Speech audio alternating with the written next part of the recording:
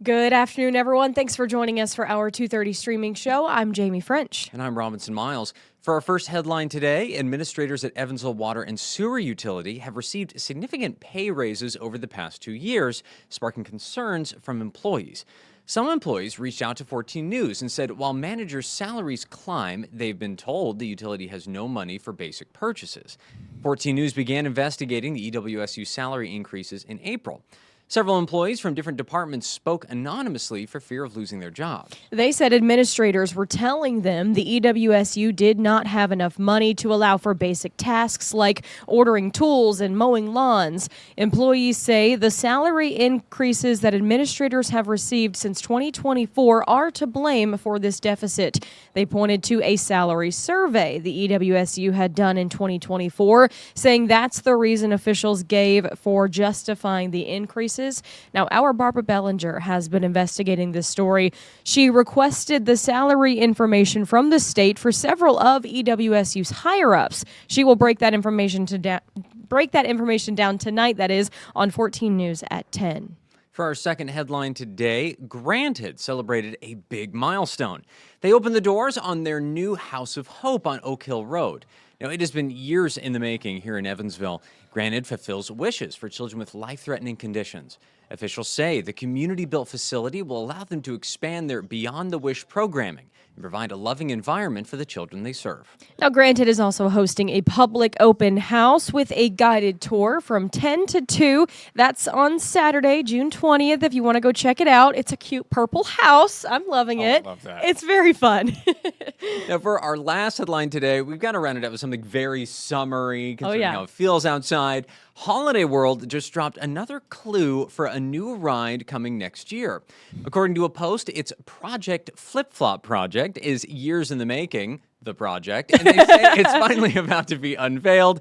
This is a picture of what it currently looks like when looking over the fence, which has been painted with a bunch of flip-flops. Now, they say the ride is shaping up to be the largest single attraction investment in the park's history. They say they will continue to drop some clues until the big announcement.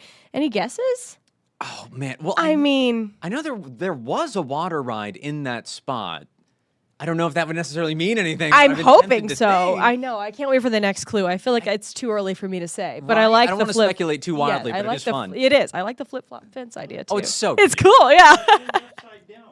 It'll be a big shoe. Oh, go. Jeff is guessing like a big flip-flop shoe-shaped ride. That's what you're thinking? I'm yelling from the peanut He's yelling from the back. He's waiting in the wings. That's a great guess. Great guess. See, the thing is, some people would think, well, that sounds ridiculous. Well, so does a coaster that's gravy boat themed. Gravy boat themed, and look that at one us went now. over well. Yeah, And it's yeah. awesome. Okay. So anything is possible. All right, well, that's going to round out our news headlines for today. A lot more is happening, so be sure to circle back for 14 News at 4, 5, 6, and 10. All right, it is hot out there, so don't go anywhere. Jeff will have your forecast right after this break. Stay informed on your local news and weather throughout the day by watching the 14 First Alert streaming shows. At 8:30 a.m., get your First Alert forecast to plan the day ahead and catch up on the news that happened overnight with the 14 News Sunrise team. In the afternoon, get the latest headlines, forecasts, and a preview of the stories we're working on with the 14 First Alert streaming show at 2:30. And get an in-depth look at the 14 First Alert forecast so you're ready for the next big thing with the 14 First Alert weather show at 9 p.m. Watch the 14 First Alert streaming show that fits your schedule and works best for you. Streaming on your phone by downloading the 14 News app and the 14 First Alert weather app. On your smart TV by using the 14 News streaming app. And stream anytime on Facebook, YouTube, or on 14news.com. Stay connected and stay informed by watching the 14 First Alert streaming shows on your favorite streaming devices.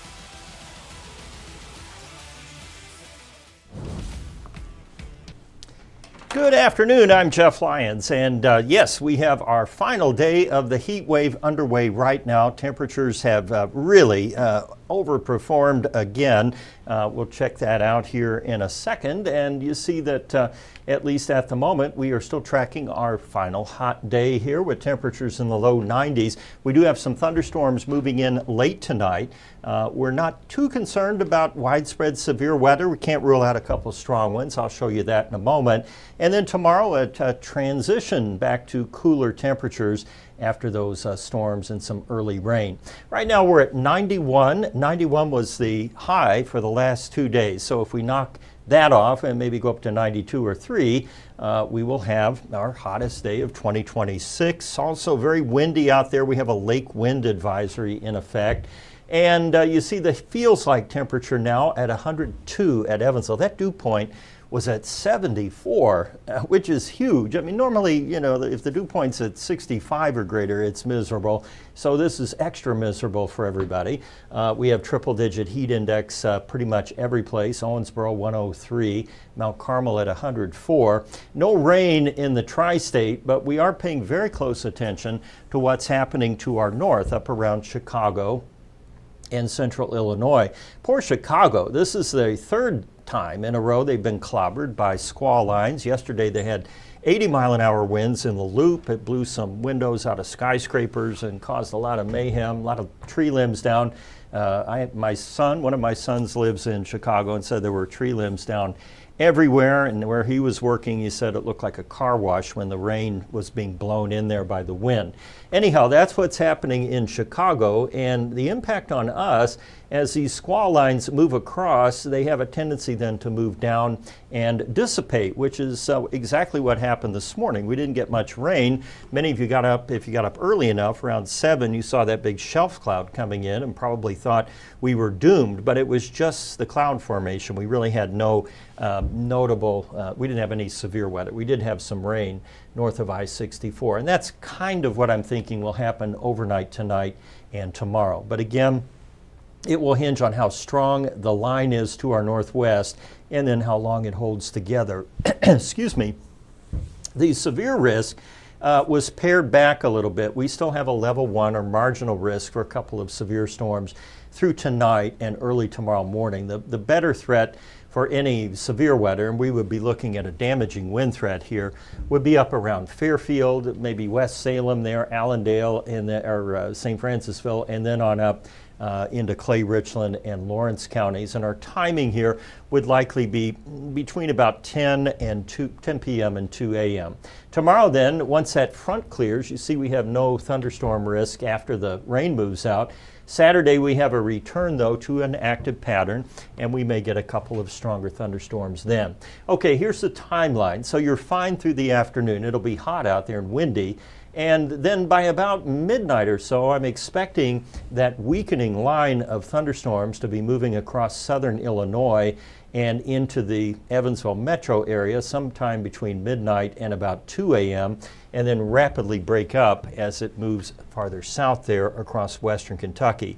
We do stand to get some decent rainfall, and there's the potential we could have some localized flooding with the heavier rain. Saturday then, pretty much dry through the day and evening, but by late Saturday night and early Sunday, we have another system coming in, and it too may bring some gusty or even damaging winds and rain as it goes across. Both of these events happening during the overnight hours, so very low impact on outdoor activities and that. The rain potential from our model showing at about 1/2 inch, but keep in mind this is kind of a smooth average, and there will be pockets in there that get a lot more rain and possibly wind. For tomorrow then, the transition is complete. We have some early rain but milder temperatures into the middle 80s. The big map right now showing that high pressure continuing to pump up warm, moist air, and the squall line then coming together around midnight tonight and coming through. And then, of course, the cold front bringing us the cooler temperatures to start the weekend before we have those other showers and storms on Saturday. Temperature-wise, we pull back in a big way. 79 for the high on Sunday, and then back into the middle to upper 80s by the middle of next week, and mainly dry after those storms on Saturday night. Longer range after Saturday, we are in a dry pattern and a less humid one too. With those northerly winds, it should be fairly comfortable through Wednesday before we start to heat things up again. And we'll look at the rain potential on the GFS model. It's going to be a little higher because it's taking into account those additional storms on Saturday and next week. So partly cloudy overnight. We will drop to 70 degrees with those thunderstorms moving in late. And then tomorrow up to 84. It'll be clearing out and cooler. And then for the next 7 days, we have a quieter weather pattern. This 60% chance of rain, by the way, is for early Sunday and actually late Saturday night. If the graphic, if we could do that, it would be right here in the middle because we will get that rain overnight and then we're dry there for the first part of next week. I think we will also return to warmer temperatures on the end of the month there, with warmer than normal through the 25th and wetter than normal too, with these several complexes moving through. I'll have another detailed streaming show for you tonight at 9, as we always do on the First Alert Weather Show at 9. In the meantime, I'm going to put some more numbers together, and I'll have that timing hopefully nailed down a little more for you on 14 News at 4, 5, and 6. Please stay cool, stay safe, and have a great afternoon. Thanks for watching.